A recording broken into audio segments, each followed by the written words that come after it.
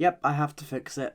So honestly, I don't know how I'm going to manage this one. Hedwig is a little bit easier because the episode was bad, but there was clearly like a good episode hidden in it somewhere. But this is just plain awful. So let's analyse the problems. There's a lot. But if you're new to this channel, hi, I'm Daniel. I talk about theatre. But if you want to hear someone talk about theatre, why don't you subscribe and like this video? If we get 50 likes, I'll fix the Riverdale Carrie episode as well. There you go. 50 likes and I'll do it. But, onto the video. So Kevin wants to put on Heathers, but he has to convince the mayor of the town. Hang on a second. Why is the mayor getting involved in what musical this random high school does? Whatever, it's Riverdale. What's the point of putting any reason to it? Okay, you know what? I'm going to keep a counter of every time something doesn't make sense, so... But to be fair, looking for reason in this show is like looking for the Holy Grail. They then sing the song Beautiful, which is... Wow. Not beautiful itself. What? Then they're allowed to do the show with a full set made.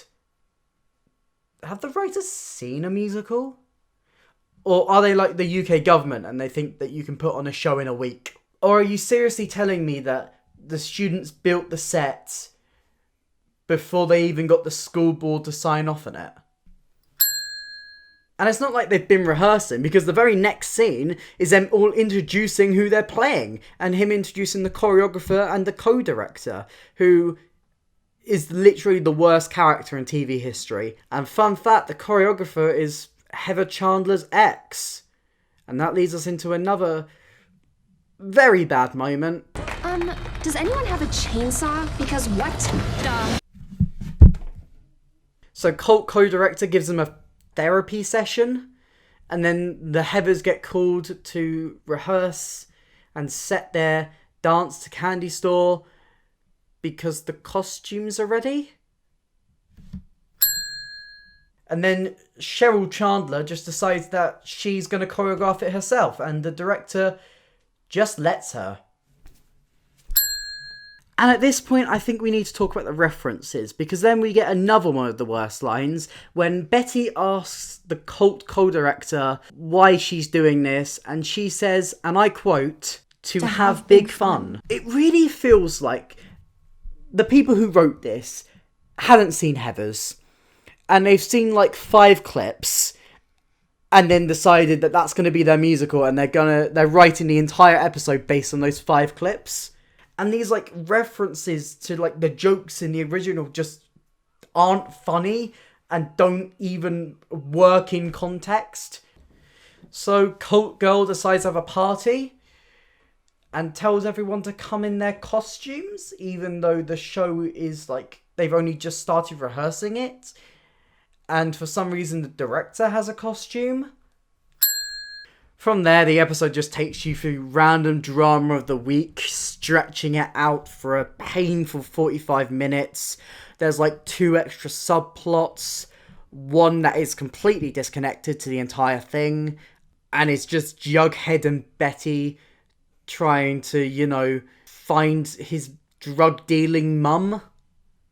And the other one is Veronica getting angry because her mum and daddy are getting a divorce. Yes, she does say daddy multiple times. Then Jughead and Betty destroy a drug den in a caravan, and then they go back to the school where Kevin tells them that they're now part of the finale, even though they weren't in the show. What? Okay, not only is this getting 1 of these, it's getting 2 for how just stupid and moronic it is. 1 point for the fact that Jughead just isn't in the show, and on the show night is randomly pushed into it.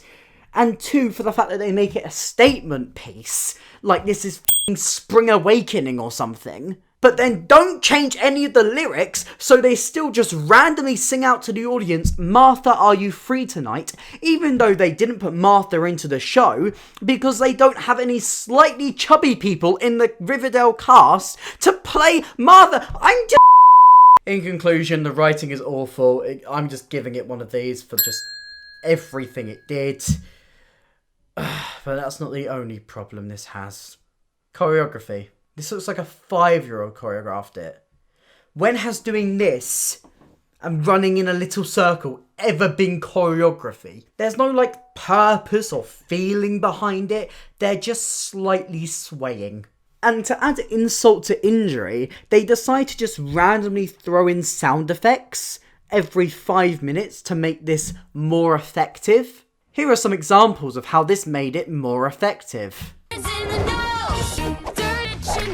Conclusion, it didn't, it just sounds stupid. Imagine if my videos were made like this. So if you're new to the channel, make sure you subscribe and like this video.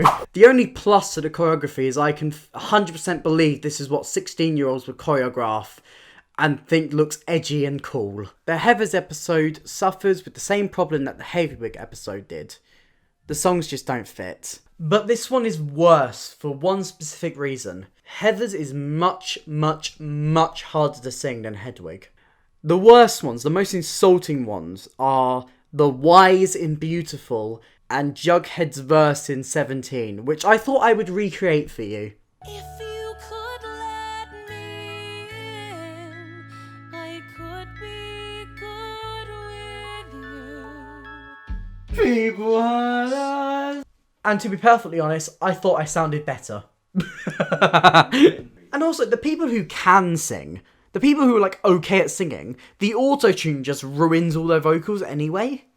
So it's just, there's nothing remotely passable singing wise in this episode. And I mean, I talked about this in the Hedwig episode, and I said how they need lyric changes to make them fit in more, and it just doesn't work, and naturalistically and stylistically they don't work, because the stylization of Riverdale and the stylization of musical theatre are just two very different things.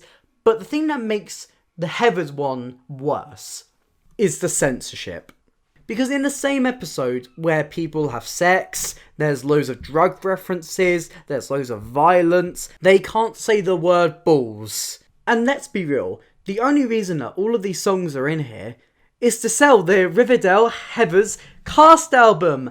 Buy the Riverdale Heathers cast album, featuring 9 songs that are sung much better on the original cast recording, which you can buy for the exact same price and have actual good singers singing it. But why would you do that? You need to buy the Riverdale one. Buy it now. Okay, how do I fix it? I'll be brutally honest, I don't know. Like, it's a hard one, because it doesn't work at all.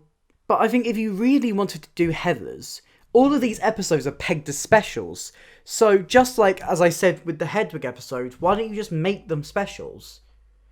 Or, if you really wanted to, why don't you just do Riverdale Does Heathers?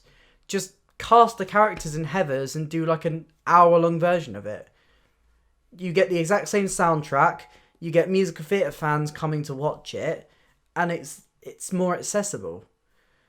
But I'm guessing that, you know, you'll want the actual, like, Riverdale plot in there because, you know, the show's so episodically structured.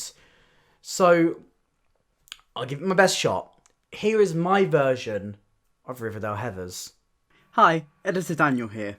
I filmed this whole description of my episode, but looking back on it, I wanted to take this in a slightly different direction, if you'll bear with me.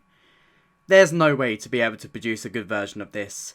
Even without the weird sound effects, better choreography, less auto-tune, this is just a tried and failed concept. My suggestion was to focus the episode on Kevin and build him up as a character, similar to what I did with the Hedwig one. Have Evelyn convince him to do Heathers and make this part of a big plan to convert more students into the farm. Instead of that plot just being like a one-off song in the episode, focus the entire episode around it. Have Evelyn drug Kevin more and more, making him go insane as he keeps seeing Midge, the girl who died during Carrie, following him and talking to him in a similar way to Heather Chandler does in Heathers.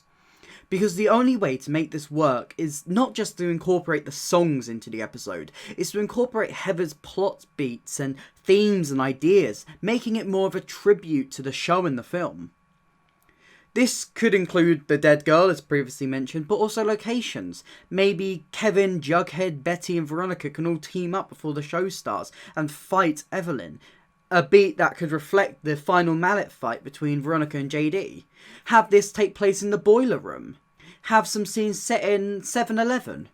These references might be just as clear as the one-off stolen jokes, but they're much more tolerable, and it's much cooler as a fan of Heathers to spot them. It adds another element when watching it, hunting for all the Easter eggs, which is what a good TV special should do. However, the Riverdale writing team have clearly just given up. I mean, the entire cast basically have turned against them and are so passive-aggressive in interviews and press junkets. They would never take a slightly more clever route with these specials, and I'm pretty sure they only make them every year so dumb people like me will moan about them on the internet and give them more publicity. My version wasn't perfect. It was messy because naturally this concept doesn't work. Maybe with smarter writers, these could work out very well, but at this moment of time, I don't think Riverdale will ever perfect the musical episode.